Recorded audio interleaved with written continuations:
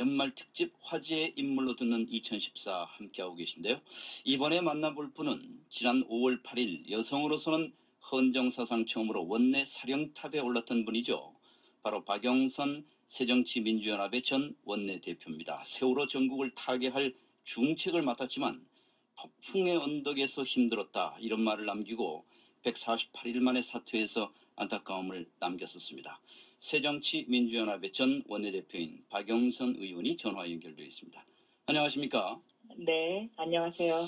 예, 박 의원께 2014년은 어떤 해였는지 어떻습니까?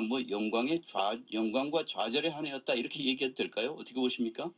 그렇습니다. 네, 정말 그 천둥 번개와 같은 한 해였다고 해도 과언이 아닐 정도로 네. 저에게는 영광도 있었지만 또한 좌절도 있었고 네. 아쉬움도 많았던 그런 한 해였다고 생각됩니다. 예. 그래서 제가 원내대표를 사퇴하면서 흔들리는 회의에서 화를 쏘는 그러한 상황이었다라는 표현을 했었습니다. 예, 당당한 야당을 천명하면서 원내 사령탑에 올랐지만 5개월 만에 당직을 내려놓는 아픔을 겪기도 하셨는데 질문 드리기는 가혹하지만 당시 어떤 기분이셨습니까? 그 당시에 참 마음속으로는 아쉬움이 많았습니다. 예. 그러나 이 아쉬움을 좀 더 제가 부족했던 부분을 채울 수 있는 그러한 그릇으로 만들어야 되겠다라는 이제 그런 생각을 했었고요. 예. 또 저 나름대로 무엇이 부족했고 또 무엇이 잘못됐는지를 그동안 복귀하면서 성찰의 시간을 많이 가졌습니다. 그래서 많은 도움이 됐고 또 제가 정치에 들어온 지 딱 10년이 되는 해입니다. 올해가. 네. 그래서 지난 10년간을 복기를 해보면서요. 10년간의 어떤 그 정치란 무엇인가 그리고 과연 어떻게 하는 것이 그 대한민국의 미래를 위해서 가장 좋은 것인가라는 것에 대한 많은 그 생각을 할 수 있는 기회가 저한테 제공됐다고 생각됩니다. 네. 세월호 특별법 협상 과정에서 이 두 차례 합의하고도 당내 추인을 받지 못했습니다. 지금 와서 당시를 회상하실 때 좀 아쉽거나 후회되는 부분이 있을까요? 네, 첫 번째 합의는 제가 비판을 받을 각오를 하고 한 합의였습니다. 왜냐하면 네. 그 당시에 세월호법이라는 것이 동력이 너무 떨어져 있었거든요. 예. 그래서 그 국민들의 관심에서 멀어져 가고 그러나 세월호의 그 유가족들의 아픔은 점점 더 심해져가는 그런 상황이었기 때문에 비판을 받아서 이것을 다시 동력을 가져야 되겠다라는 이제 심정으로 1차 합의를 했던 것이고요. 네. 2차 합의는 사실 그것이 받아들여졌으면 우리 사회의 많은 부분이 그 갈등과 그 아픔이 조금 더 일찍 해소될 수 있지 않았나 하는 그런 강한 아쉬움 같은 것이 있습니다. 그렇군요. 네. 세월호 협상과 관련해서는 지금도 후속 협상 논의가 진행 중입니다. 혹시 좀 지켜보시면서 답답한 부분 또 정치권이 해야 할 일을 제대로 하고 있는지 또는 하지 못하는지 어떻게 보십니까?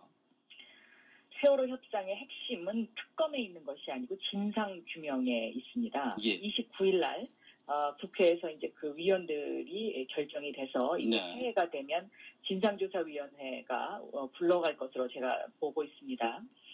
그래서 이 진상조사위원회 위원들이 정말 세월호 이전과 세월호 이후에 그 다른 대한민국의 모습을 설계할 수 있도록 진정성 있는 활동을 얼마나 해주느냐. 네. 그것이 앞으로 대한민국의 미래와 직결되어 있다고 저는 생각을 하고 있습니다. 네. 예, 당내 이야기도 좀 해보겠습니다. 새정치민주연합 전당대회 준비가 본격화되고 있습니다. 지금 어떤 기분으로 지켜보고 계십니까?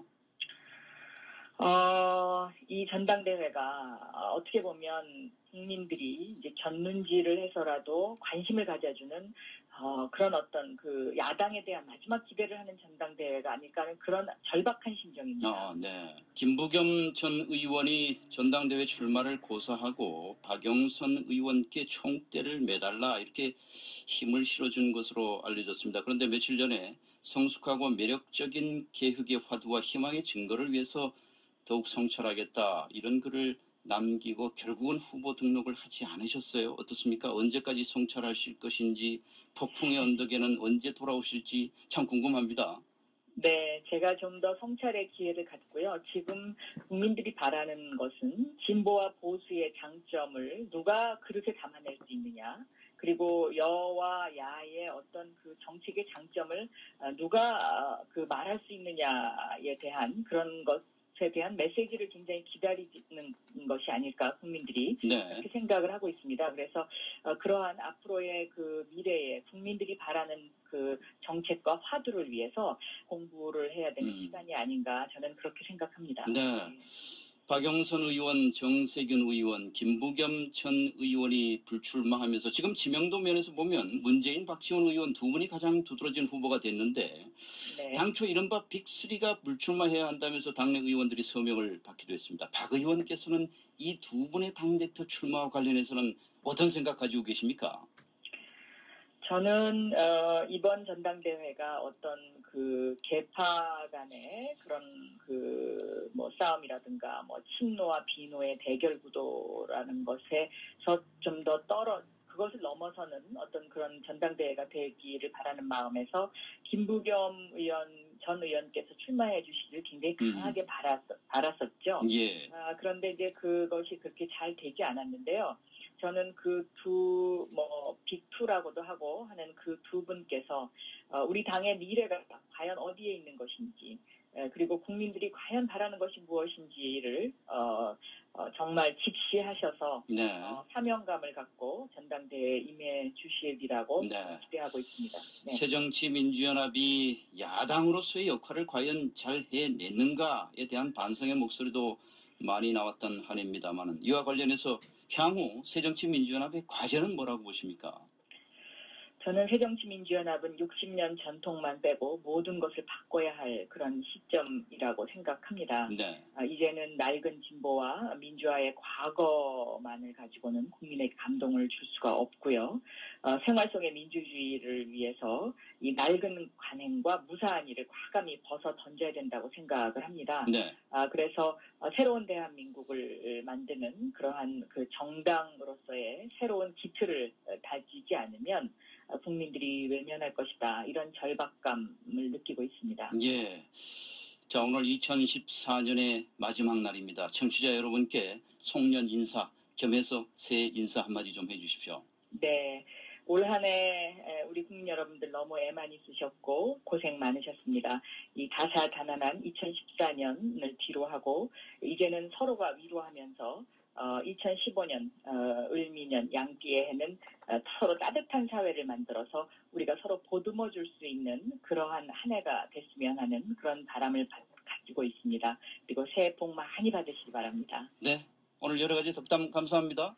네, 감사합니다. 새정치민주연합의 전 원내대표 박영선 의원이었습니다.